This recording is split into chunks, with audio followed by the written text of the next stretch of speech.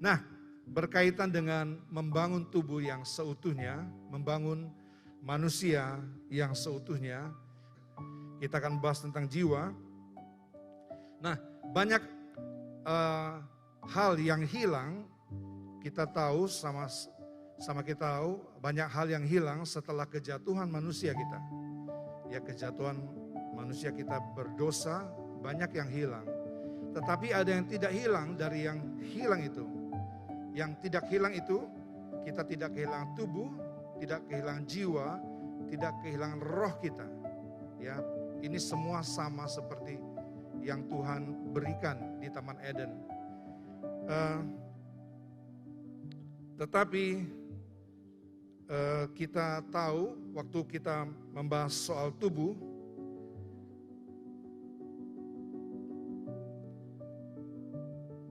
Tuhan akan memakainya sebagai alat untuk mewujudkan kehendak-Nya dan menyatakan kemuliaannya selama kita di bumi. Waktu kita membahas soal tubuh, ya ini kesimpulannya, Tuhan akan memakai tubuh kita ini sebagai alat untuk mewujudkan kehendak-Nya. Ya, Tuhan punya kehendak atas tubuh kita, yaitu untuk menyatakan kemuliaannya selama kita ada di bumi ini. Ya, terus mengenai tubuh,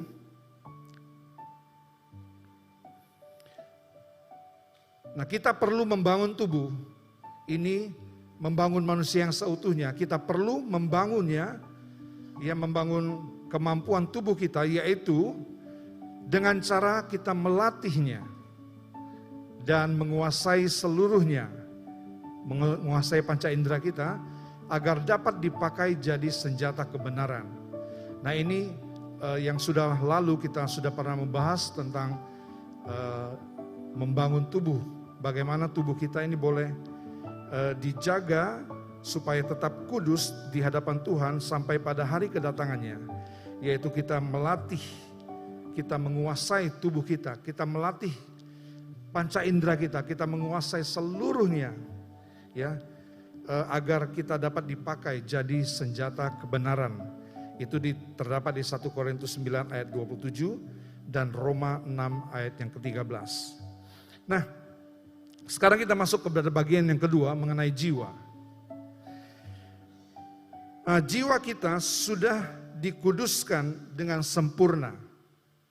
Ya, saya percaya ketika Tuhan menguduskan kita, Tuhan menyucikan kita, itu Dia kerjakan dengan sempurna. Kita tidak perlu apa-apa, berbuat apa-apa untuk bisa menjaga kekudusan, menjaga kesucian kita. Tuhan pertama kali menyucikan, menguduskan kita, Dia lakukan itu dengan sempurna. Asal saja saudaraku, kita tetap menjadi orang yang percaya, kita tidak murtad, kita tidak tinggalkan Yesus, ya. Kalau kita mati sekarang, kita pasti masuk ke sorga. Saya percaya itu, haleluya. Saudara percaya? Kalau saudara mati sekarang ini, saudara tetap di dalam Tuhan, saudara tidak murtad, tentunya tidak tinggalkan Tuhan, kita pasti masuk ke sorga. Hanya saja kemampuan yang terbaik pada jiwa kita sudah hilang. Ya, pada waktu kita berdosa, kemampuan yang ada pada jiwa kita hilang. Nah, kita melihat jika kita masih hidup sampai kedatangan Tuhan Yesus, jika kita masih hidup sampai kedatangan Tuhan Yesus, jiwa kita yang sudah dikuduskan dengan sempurna, yang masih tinggal di bumi ini. Nah, tadi kan sudah dikuduskan dengan sempurna, ya, jiwa kita masih tinggal di bumi ini. Sekarang ini kita mengalami proses. Jiwa kita ini diproses oleh Tuhan, ya, yaitu kita masuk ke dalam tingkat kedewasaan yang penuh. Nah, jiwa kita terus bertumbuh dari jiwa anak-anak menjadi dewasa, sampai dewasa penuh. Nah, kita mengalami proses ini. Jiwa kita tadi sudah dikuduskan dengan sempurna, Tuhan kerjakan itu. Tetapi kita tahu banyak kekurangan masih di jiwa kita, ya. Kita perlu diproses, kita masuk ke dalam tingkat kedewasaan yang penuh, dari anak-anak bertumbuh menjadi dewasa. Seperti yang tertulis di Efesus 4 ayat yang ke-13.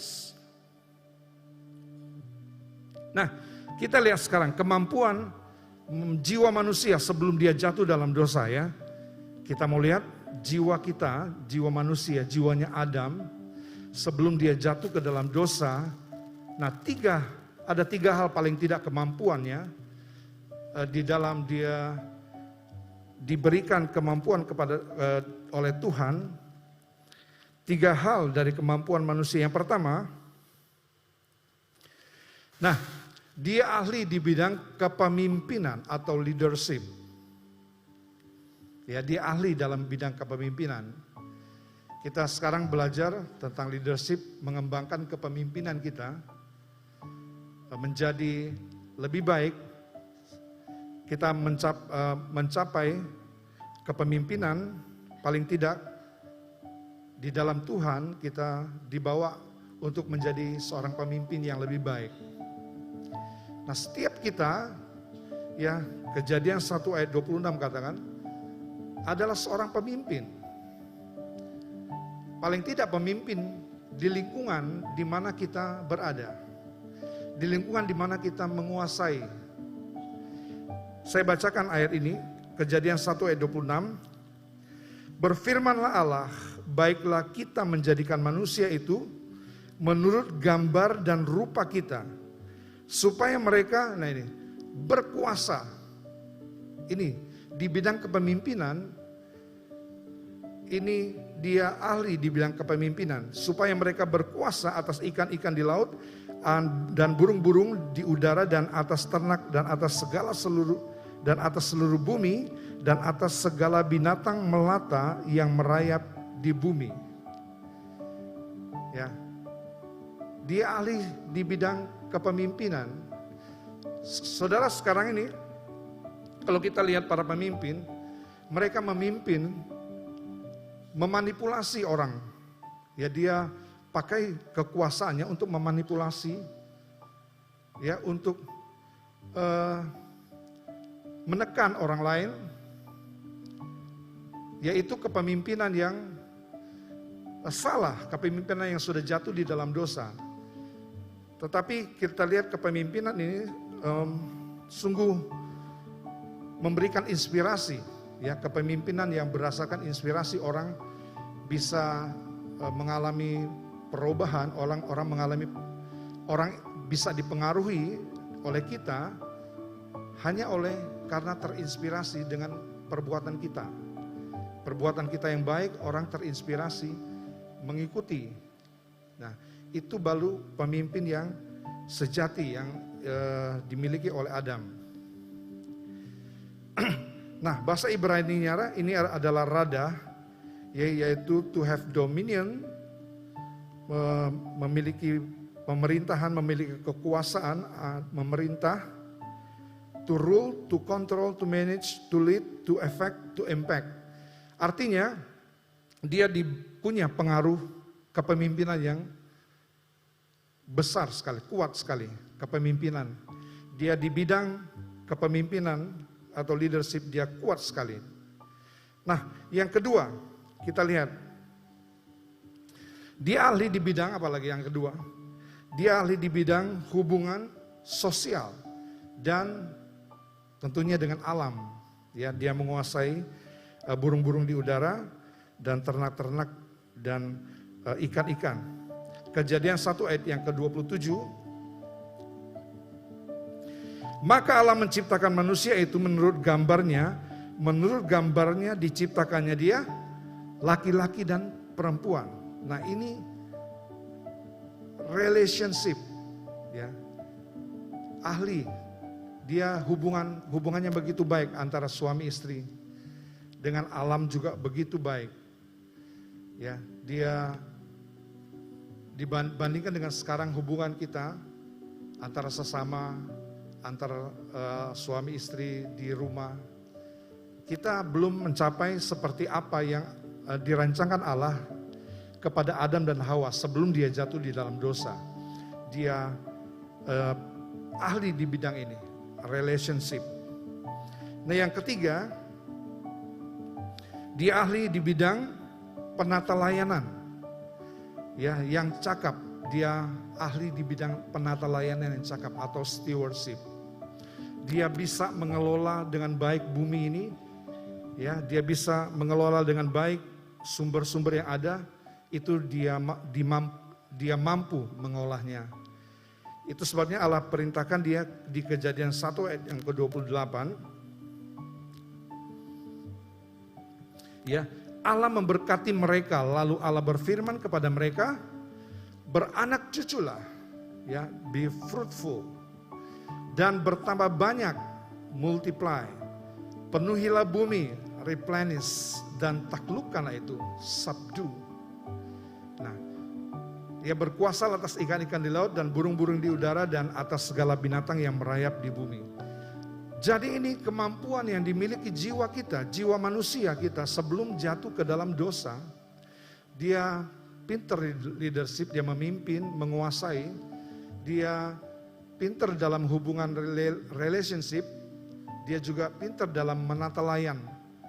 Penata layanan itu pengelola. Dia sebagai pengelola yang dipercayakan. Ya, bumi ini kepada dia untuk dikelola. Sekali lagi sebelum dia jatuh ke dalam dosa. Wow, ini jiwa kita, jiwa manusia kita, jiwa manusia Adam sebelum dia jatuh di dalam dosa. Dia, wah, kita lihat ya, kepintarannya ini dari mana asalnya? Tentunya dari pribadi Allah. Ya, Allah itu seorang pemimpin yang baik. Dia juga punya relationship yang baik dengan manusia. Dia juga pengelola dari alam ini. Dia berikan itu kepada Adam dan Hawa untuk mengelola, untuk menguasai bumi ini. Oh, jadi itulah kemampuan yang dimiliki jiwa manusia. Wah, sekarang bagaimana keadaan jiwa kita? Ya, bagaimana keadaan jiwa kita? Ya, kita maju terus. Yang dimaksud dengan jiwa adalah pikiran, perasaan, dan kehendak kita. Ya, pikiran, perasaan atau emosi, kehendak atau keinginan manusia kita. Inilah namanya jiwa kita. Ya, kita punya pikiran, kita punya perasaan, kita punya keinginan atau kemauan. Nah, sebelum dan setelah kejatuhan, kita lihat ya, sebelum dan setelah kejatuhan, jiwa kita diberikan kehendak bebas. Ya, Adam dan Hawa diberikan kehendak bebas. Sama setelah dia jatuh dalam dosa juga kehendak bebas itu tidak diambil oleh Allah. Ya, sebelum dia jatuh dalam dosa, sama kehendak bebas. Dia punya kemauan, boleh kamu makan buah yang ada di seluruh taman ini. Hanya satu Allah berikan, tidak boleh dilarang untuk dimakan. Buah pengetahuan baik dan jahat itu tidak boleh dimakan. Jadi jiwa kita ini punya kehendak bebas. Itu dari sejak semula sampai jatuh dalam dosa, Allah belum pernah ambil itu. Ya, kita punya kehendak bebas. Nah, hanya saja setelah jatuh dalam dosa, jiwa kita jadi apa? Lebih mudah jatuh ke dalam dosa. Ya, setelah kejatuhan manusia itu, jiwa kita ini mulai rapuh. Ya, mulai gampang tergoda dengan panca indera, gampang tergoda, gampang tertarik dengan tawaran-tawaran daripada iblis, daripada dosa, menarik, ya, sedap kelihatannya, itu lebih mudah lagi. Bahkan di dalam Kejadian pasal yang ke-6, ya, kecenderungan hatinya mulai berbuat semata-mata jahat. Kejadian 6 mengatakan manusia yang diciptakan Allah, sehingga Allah sempat menyesal ya menciptakan manusia. Itu sebabnya Allah musnahkan bumi ini dan menemukan keturunan yang lain yang daripada Nuh untuk meneruskan keturunan manusia. Ya, sekali lagi, jiwa kita sekarang ini mudah jatuh, mudah tergoda oleh dosa, mudah tercemar, mudah sekali pikiran, perasaan, kemauan kita mudah sekali terjebak dalam keinginan kita sendiri. Itu sebabnya Tuhan mengajarkan kita berdoa, Bapa kami di dalam sorga, dikuduskanlah namamu, jadilah kehendakmu, ya, di bumi, jadilah kehendakmu, di bumi seperti di sorga. Jadilah kehendakmu. Setiap doa-doa kita ingat, kita berdoa, boleh berdoa, tidak salah kita berdoa, tapi selalu Tuhan ingatkan, jadi kehendakmu, jadi kehendakmu. Tuhan Yesus saja dicobai, tetapi dia selalu menang. Dia bilang bukan kehendakku yang jadi, tetapi melainkan kehendakmu yang terjadi. Haleluya. Hati-hati dengan jiwa kita. Dia punya keinginan daging mendominasi. Ya. Mata, wah, seluruh panca indera punya daya tarik mempengaruhi jiwa kita, melemahkan jiwa kita untuk jatuh kembali di dalam dosa. Nah, di Filipi 3 ayat 19 kita baca. Filipi 3 ayat 19, kesudahan mereka ialah kebinasaan, Tuhan mereka ialah perut mereka, kemuliaan mereka ialah aib mereka, dan lihat ini, pikiran mereka, pikiran ini di jiwa tadi ya, semata-mata tertuju kemana? Perkara duniawi, semata-mata. Jadi mudah sekali, jatuhnya mudah, semata-mata tertarik dengan hal-hal duniawi. Sulit ini memang hidup di dunia ini. Hari-hari kita lihat perkara-perkara duniawi. Bagaimana kita tidak digoda oleh perkara-perkara duniawi. Nah, itu PR kita. Ya. Tetapi kita bersyukur kepada Tuhan. Kita baca di Efesus 4 ayat 23. Efesus 4 ayat 23. Ya, ini. Kita bersyukur ya kepada Tuhan. Supaya kamu dibaharui di dalam roh dan pikiranmu. Supaya kamu diperbaharui. Kita bisa diperbaharui jiwa kita yang mudah jatuh dalam dosa itu. Diperbaharui jiwa kita di dalam roh dan pikiranmu. Ya, pikiran itu di jiwa, kita bisa dibaharui. Kita baca lagi ayat yang ke-24. Dan mengenakan manusia baru. Ya, manusia baru itu di jiwa. Dia kenakan manusia baru yang telah diciptakan menurut kehendak Allah di dalam kelahiran baru. Ya. Menurut kehendak Allah, kita lihat diciptakan menurut kehendak Allah. Dia menaruh manusia yang baru ini dengan kehendaknya. Supaya terjadi di manusia baru kita, kehendaknya yang terjadi.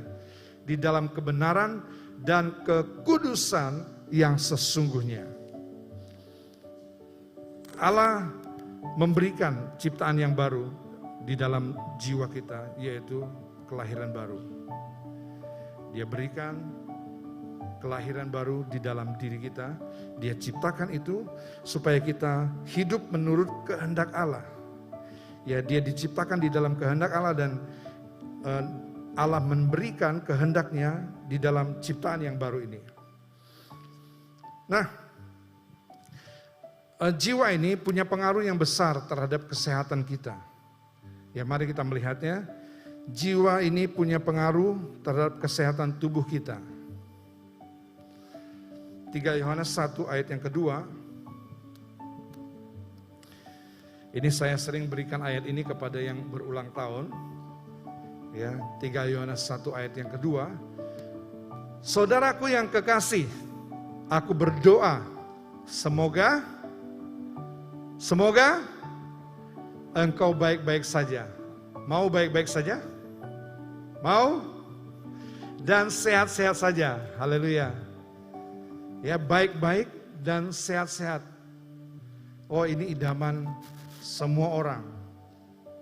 Ya, tetapi kita lihat kuncinya, engkau baik-baik saja dan sehat-sehat saja dalam segala sesuatu, sama seperti jiwamu baik-baik saja. Haleluya. Haleluya. Mari periksa jiwa kita bersama-sama. Yo, periksa pikiran kita. Periksa perasaan kita. Periksa kehendak keinginan kita.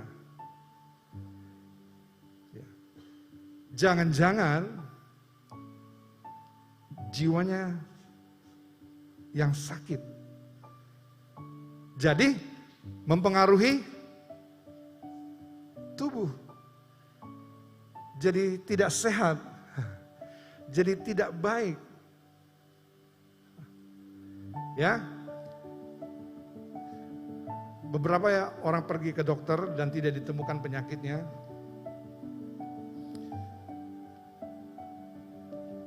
Periksa kemungkinan ini. Waktu saya sakit, saudaraku, saya bergumul sekali dengan ayat ini. Tuhan, saya sering mengangkat tentang ayat ini. Ya, sebelum saya sakit, saya sering sekali mengangkat tentang ayat ini. Waktu saya sakit, saudaraku, ya, berapa bulan sampai tidak bisa tidur, tekanan darah saya naik terus naik, bergumul sekali ini saya. Saya bergumul berarti jiwa saya sedang sakit. Aduh, sakit apa Tuhan? Saya bilang sama Tuhan, jiwa ini sedang sakit sehingga menyebabkan tubuh saya sakit. Tapi saya bergumul terus dan puji Tuhan, Tuhan lepaskan. Saya mengalami apa yang lagu yang saya ciptakan itu, asal ku jamah jubahmu, aku akan sembuh. Saya menciptakan lagu itu, mengarang lagu itu, saya belum mengalami rupanya. Saya belum mengalami bagaimana saya menjamah jubah Tuhan dan Tuhan sembuhkan saya. Ya, saya buat lagu ternyata tidak mudah. Ya, Tuhan menantang, kamu buat lagu, kamu sudah mengalami belum? Saya tidak sadar, saya disuruh mengalami dulu. Saya alami dulu, puji Tuhan. Ya, baru hidup ayat ini, hidup nyanyian lagu itu. Asal ku jamah, aku akan sembuh. Jiwa dijamah oleh Tuhan dulu, jiwanya dijamah Tuhan dulu, lebih dulu, baru fisiknya sembuh. Saya percaya mujizat itu bisa terjadi, ya, bisa terjadi secara instan, bisa terjadi. Tetapi kalau saudara mau jaga kesehatan, yang pertama-tama jagalah kesehatan jiwa. Ya, jiwamu baik-baik, engkau baik-baik dan sehat-sehat saja dalam segala sesuatu, sama seperti jiwamu baik-baik saja. Ayat yang ketiga, sebab aku sangat bersuka cita ketika beberapa orang saudara datang dan memberi kesaksian tentang hidupmu dalam kebenaran. Sebab memang engkau hidup di dalam kebenaran. Nah, ini dia ternyata kuncinya. Hidup di dalam kebenaran itu menyehatkan jiwa kita. Hidup di dalam kebenaran itu. Hidup di dalam kebenaran itu begini. Kita menjadi orang yang sama. Ya, menjadi orang yang sama pagi, siang, sore, malam, dilihat orang ataupun tidak dilihat orang, kita itu menjadi orang yang sama. Ya, banyak di antara kita tidak menjadi orang yang sama. Itu sebabnya tidak damai di hati kita. Enggak ada kedamaian di jiwa kita. Kita jadi orang yang berbeda. Di rumah kita berbeda. Ya, di rumah kan bukan di gereja, kita bisa buat semaunya. Kalau hari Minggu di gereja, wah kudus. Bajunya berbeda, orang yang berbeda. Kita selalu menjadi orang yang berbeda di situasi yang berbeda. itu sebenarnya kita tidak damai, saudara. Biarlah kita menjadi orang yang sama. Ya, yang baik tentunya. Yang baik yang kita pegang tetap sama. Seperti saudaraku hari ini baik di gereja. Kiranya saudara juga tetap menjadi orang yang sama di rumah. Seperti ini. Haleluya. Haleluya. Jiwa kita terus mengalami pertumbuhan setelah ditebus oleh Tuhan. Tuhan proses kita dari anak-anak bertumbuh menjadi dewasa. Dia memberi kita, dia menguduskannya dan memberinya kemampuan untuk bertumbuh menuju kedewasaan penuh. Nah, kita baca sama-sama Efesus 4 ayat 13. Efesus 4 ayat 13. Sampai kita semua telah mencapai kesatuan iman dan pengetahuan yang benar tentang anak Allah, kedewasaan penuh dan tingkat pertumbuhan yang sesuai dengan kepenuhan Kristus. Ini di jiwa kita. Dari anak-anak, rohani anak-anak ya, rohani kerohanian anak-anak, menjadi pemuda, menjadi dewasa, terus dewasa penuh. Nah, Tuhan memproses, walaupun itu kudus, sempurna, dia tetap proses. Kita mudah jatuh di dalam dosa, dia proses. Sampai mencapai kedewasaan yang penuh. Nah, jiwa kita harus diberi minum air susu yang murni. Ini pertumbuhannya. Harus diberi minum air susu yang murni, selanjutnya makanan yang keras untuk tumbuh dewasa. Ya, pertama-tama dikasihlah dulu susu. Pak Gembala kasih kita susu, ya, bagi rohani anak-anak. Susu kita bertumbuh waktu masih kecil memang tidak bisa diberi makanan keras, sakit, dia bisa sakit ya, dia pencernaannya belum kuat. Tapi setelah dewasa, kita jangan dikasih susu terus. Ya. Walaupun susu itu menyehatkan, kita dikasih susu terus. Maaf, mencret. Mencret kita dikasih minum susu terus. Ya, kita mesti dikasih makan minuman yang makanan yang keras. Kita baca coba 1 Petrus 2 ayat yang kedua. 1 Petrus 2 ayat yang kedua, dan jadilah sama seperti bayi yang baru lahir. Inilah kelahiran baru di jiwa kita. Ya. Yang selalu ingin akan air susu yang murni. Ya, selalu ingin akan air susu yang murni dan yang rohani. Supaya olehnya kamu bertumbuh dan beroleh keselamatan. Ya, ini kita minuman yang menyehatkan kita kalau kita masih bayi, air susu yang murni. Nah, waktu kita sudah dewasa, kita dikasih susu, boleh juga dikasih, terutama kita harus makan makanan yang keras. Ya, makanan yang keras itu untuk orang-orang dewasa. Kita baca di dalam Ibrani 5. Ibrani 5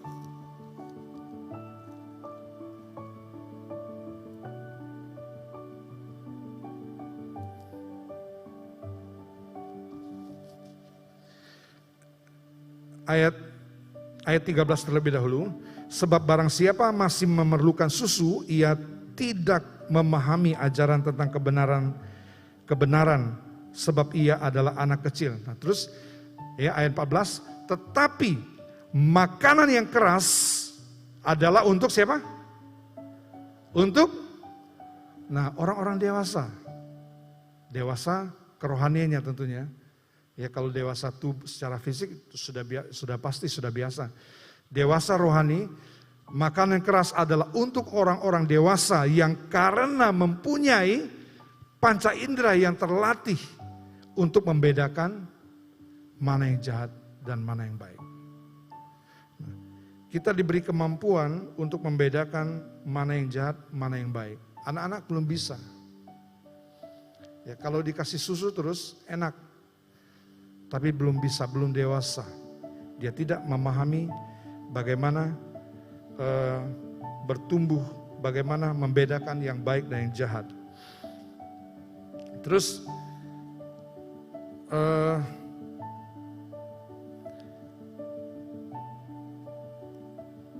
baik gak menjadi anak-anak? Tuhan katakan kepada orang dewasa, jadilah seperti anak kecil justru. Nah, kita lihat satu ayat ini, 1 Korintus 14 ayat 20. 1 Korintus 14 ayat 20.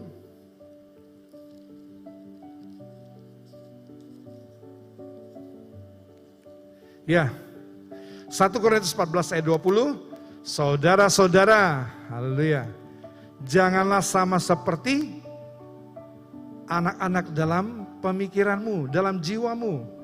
Jangan kayak anak-anak dalam pemikiranmu. Kita harus berpikiran dewasa. Tetapi jadilah anak-anak dalam kejahatan. Jadilah anak-anak dalam soal kejahatan. Tetapi orang dewasa dalam pemikiran. Apa ini maksud dengan anak-anak seperti anak-anak dalam kejahatan? Ya, anak-anak itu bukan gak ngerti yang jahat, dia tahu yang jahat.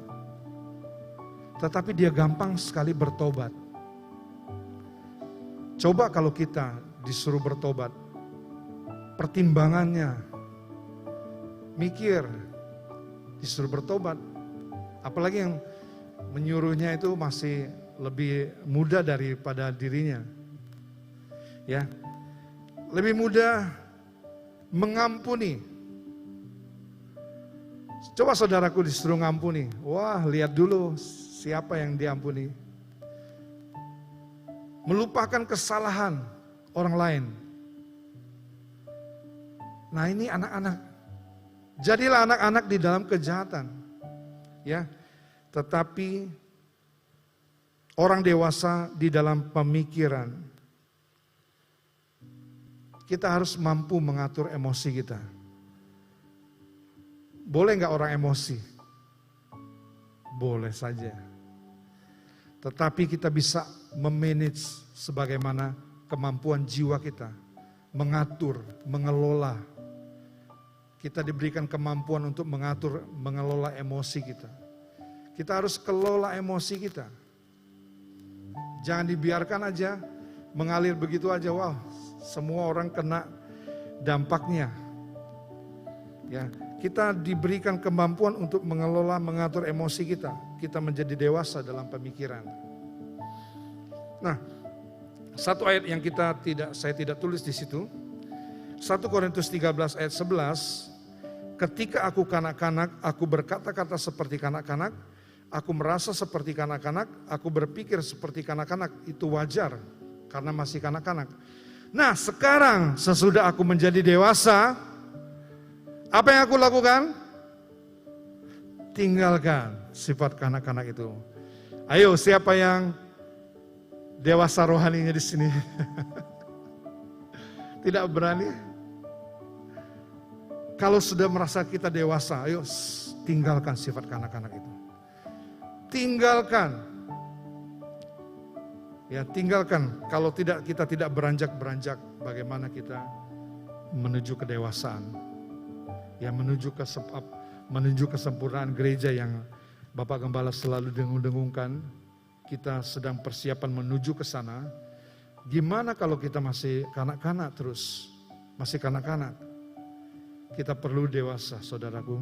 Sebentar lagi Bapak Gembala katakan memang ini. Kita punya peluang yang besar sekali. Melihat, mengalami kejadian-kejadian di akhir zaman ini. Di mana gereja akan mengalami pemisahan. Masuk nanti meterai yang ke-6. Itu bencana sudah global sekarang ini. Ya, bencana itu tidak lagi skalanya di satu tempat, tetapi sekarang sudah mengglobal. Ya. Bingung kan kalau kita lihat Indonesia bisa turun hujan es, tapi di Surabaya beberapa waktu yang lalu terjadi hujan es. Wow, global sekarang bencana-bencana. Apalagi memasuki meterai sangkakala nanti. Kita siap dipisahkan, siap masuk ke pemisahan gereja. Saudara tentunya sudah siap. Sudah siap bukan? Amin. Kita tentunya sudah siap ke sana kalau kita sudah dewasa. Nah, jiwa kita harus dikendalikan oleh roh kita. Nah ini, jiwa ini dikendalikan oleh roh harusnya. Ya, jujur saja kebanyakan jiwa kita dipengaruhi oleh tubuh kita. Tubuh kita yang butuh mempengaruhi jiwa kita. Jiwa nurut aja, padahal tidak boleh. Yang harus kita jadikan budak kita, yaitu tubuh kita. Dikuasai oleh jiwa yang sudah dikuasai oleh roh kita. Ya, jiwa itu harus jadi budaknya roh.